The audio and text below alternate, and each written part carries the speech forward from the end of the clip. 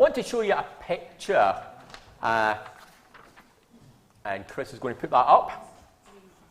So, picture of 3 wise men, and a picture of a man who's famous for 3 things. Anybody Australian here? So, Paul, I'm going to test your knowledge. Do you know who this is? No. Oh, Paul.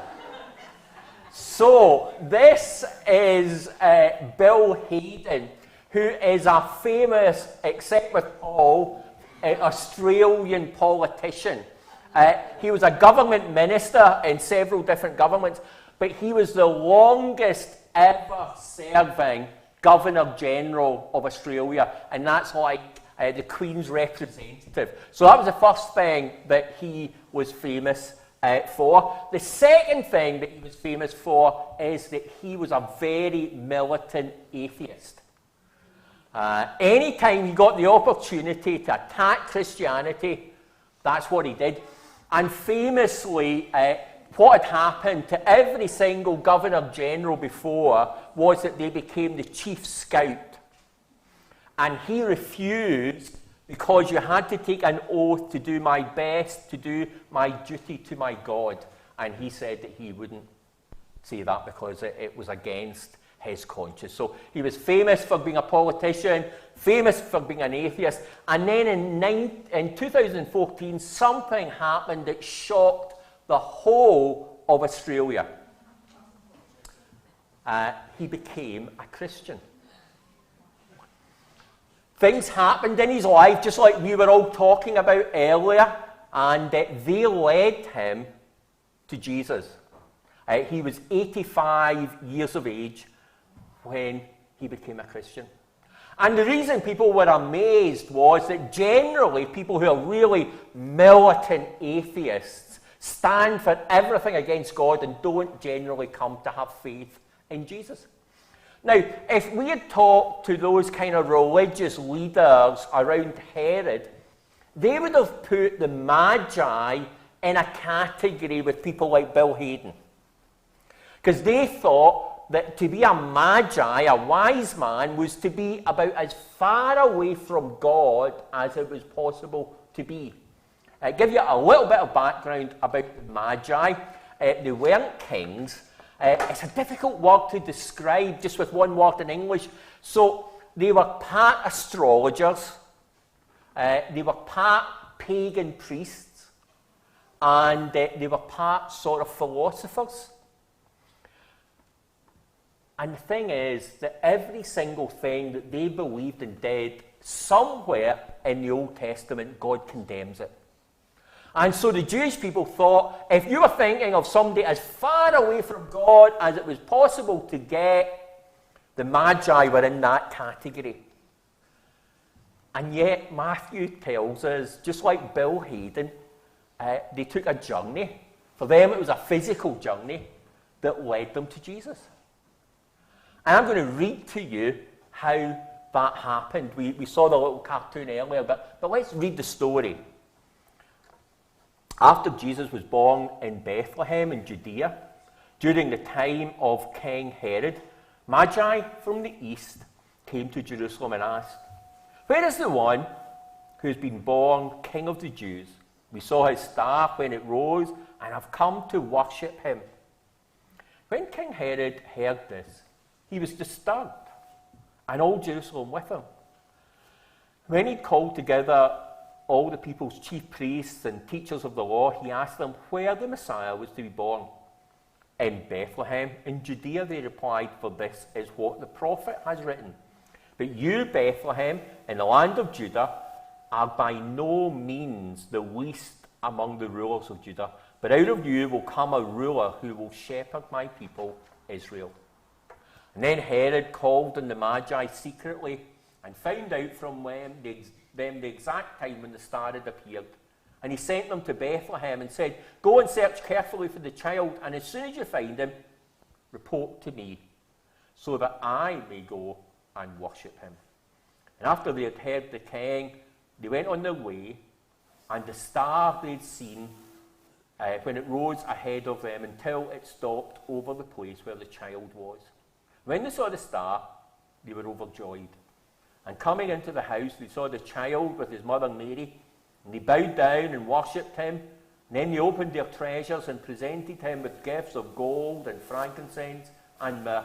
And having been warned in a dream not to go back to Herod, they returned to their country by another route.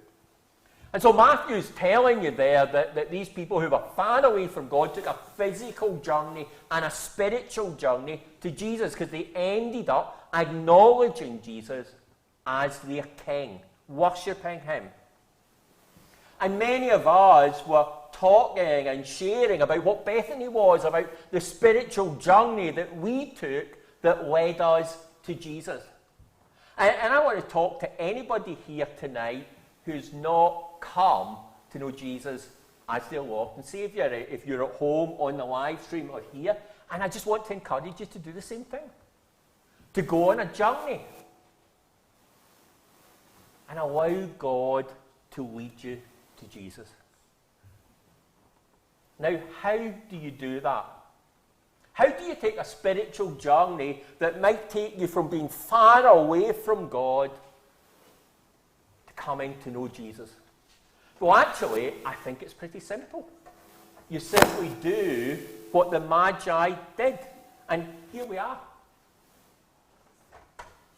Just, first of all, follow the signs.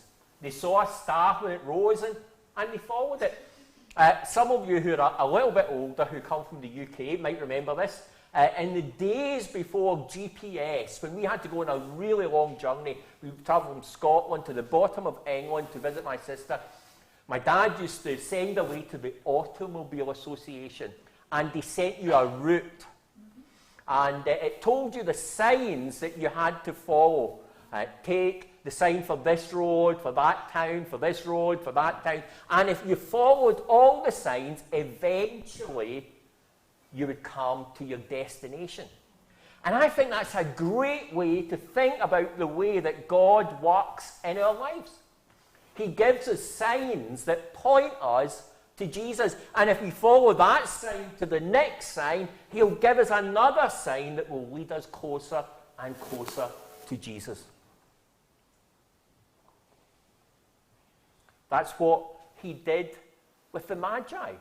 He knew that there was a particular sign that would grab their attention and make them inquisitive and make them want to find out more. And so he put a star up there because they were astrologers. And that's what God does. He knows you. And he's going to use a sign that will capture your attention. And so when I was a 20-year-old and pretty far from God, 20-year-old young man, what do you think God might think I was interested in? So he used a very attractive young woman who had just become a Christian to attract me back to God and get me inquisitive. And Anne hadn't long become a Christian, and her new faith made me interested, and that was a sign that pointed me back towards Jesus.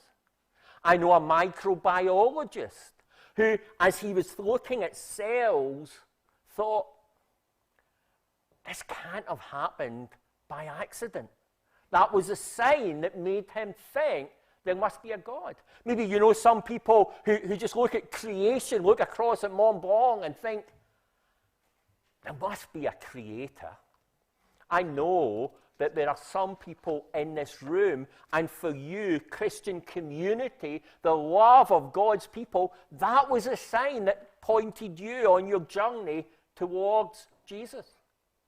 So that's my advice to you. If you haven't met Jesus yet, be open to him giving you a sign and follow the sign. Because you see, when you meet Jesus, it might just change your life. That's what happens when you meet Jesus. So that's the first thing. If you go on a spiritual journey, if you're interested in discovering more, look out for the signs that God's going to use. And the second one is equally simple. Just ask some questions. The Magi thought that they knew the right person to ask. Now, They asked the wrong person, Herod and the chief priests, because they were invested in making sure that Jesus wasn't the Messiah. But let's remember, they asked the right questions. And they were right to ask questions. They wanted to find out more. They wanted to find out more from God's Word about what it said about the Messiah, about who Jesus was. And we want to be a church, a community where people can ask big questions about Jesus. Big questions, deep questions about whether God exists. Questions about, what does my life really mean? How do I make my life count? Who is Jesus? Is he a fairy tale character? Or did he really exist? Can you really believe in miracles? Can you really believe that Jesus rose from the dead?